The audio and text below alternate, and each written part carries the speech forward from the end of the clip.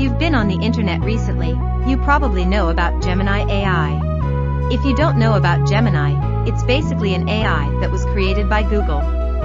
Besides generating images of a cat playing guitar, it can do many things. One of those things happens to be making music. In today's video, I will be testing Gemini's ability of making music.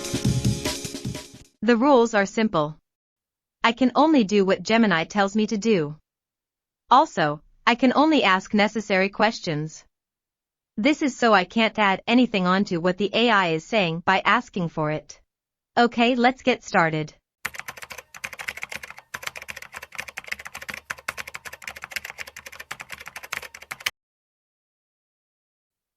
Whoa, what's this?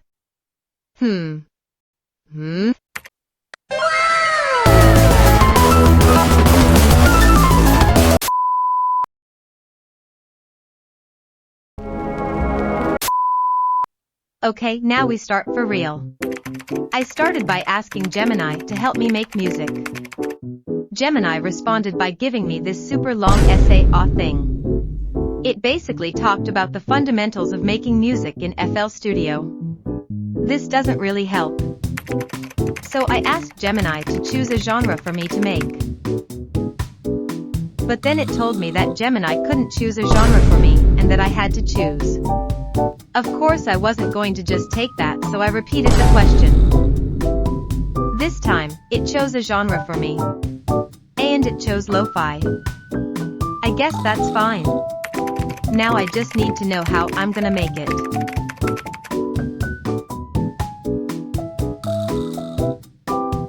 Oh my gosh.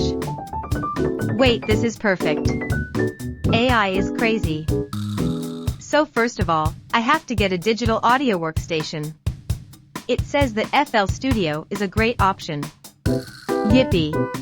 Oh wait, hold up. It's saying that there are other good options like Ableton Live and Logic Pro. That's great, let me just buy those really cheap software. It says that lo-fi relies heavily on samples, so I'm gonna go find that right now. So I got on BandLab because I didn't know any other free sample websites, and I found this.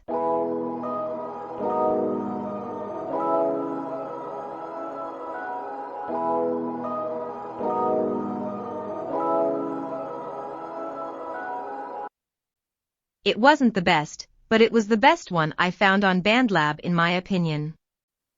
I opened up FL Studio and set the tempo to what it was on the sample, which was 80.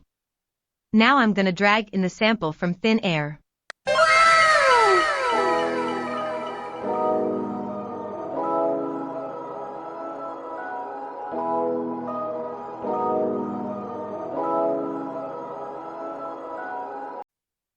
Now that I have the sample done, I move on to the next step, which is drums. I had no idea how I was gonna make the drum loop, so I asked Gemini. The key to lo-fi drums, according to Gemini, was that there should be a mellow kick on the first and third beat, a dusty snare on second and fourth beat, and a little offbeat hi-hat every eighth note. I had no idea how the kick, snare, and hi-hat were supposed to sound, so I got reference.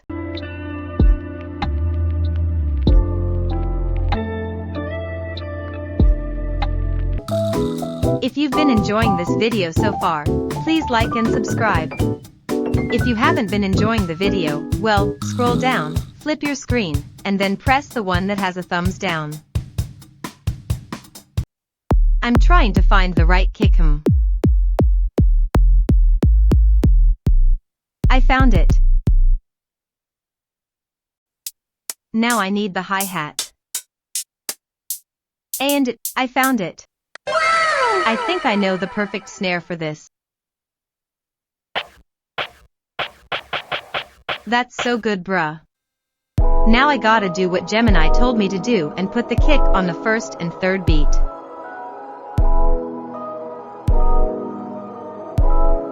Perfect. So the hi-hat is actually kind of complicated. You have to put it every eighth note, but you have to make a few offbeat. That's why I'm turning this up, which is something that can make it offbeat. I actually didn't know about this until Gemini told me about it. I could hear the offbeat, but I wanted to over-exaggerate it, so I manually edited the offbeat.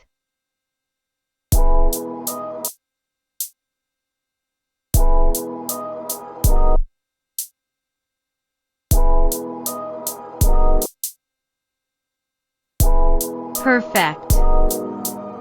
I think it sounds better this way. If you disagree, then click off this video. I'm changing the velocity to make it sound more human. Wait. How does an AI know how to make it sound more human?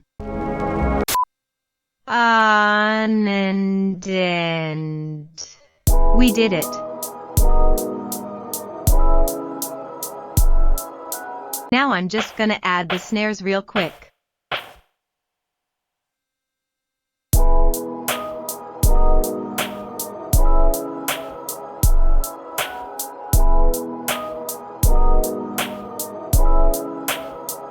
Perfect. Now I shall get some vinyl crackle from thin air.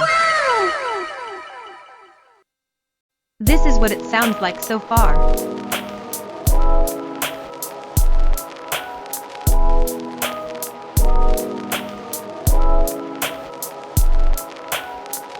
I added some reverb. I used Fruity Reverb too. It sounded like this. It sounds way better. Now it was time to get into the bass. I asked Gemini how I should make the bass, but then I had no idea what it was talking about. What in the world? I decided to try something out in FL Studio.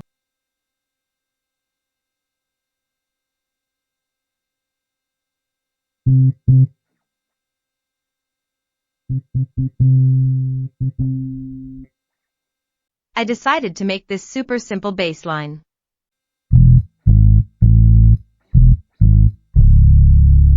It said to add effect for the bass, such as cutting the high frequencies, so I did that. Wait, is this how you do it?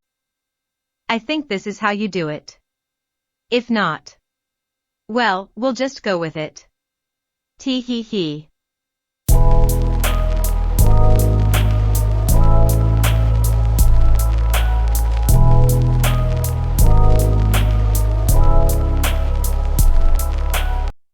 So now I just have to arrange the song. It talked about transitions and other things. I used a filtering effect to automate the cutoff for the beginning.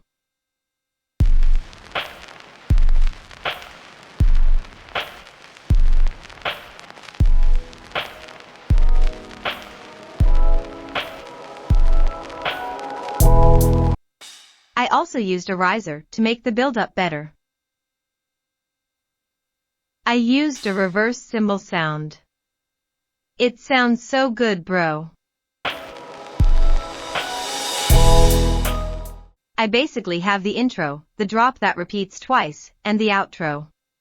For the outro, I used the same thing as the intro to cut off frequencies, except unlike the intro, I reversed it. I also automated the volume of the entire song for the song to fade out at the end.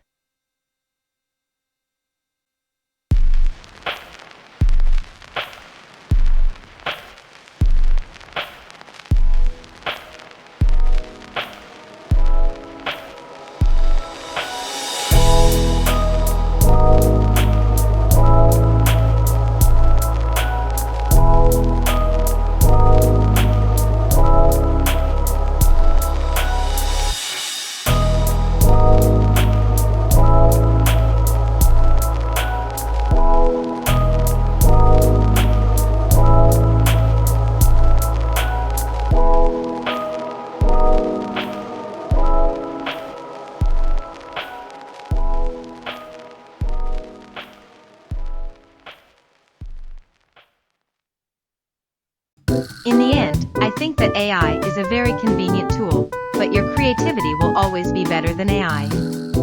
At least for now. If you've just started making music, I think that AI is a very great tool to help you. There were things that I learned from AI on FL Studio. That's it for this video. Thanks for watching. I'll see you in the next one. Bye.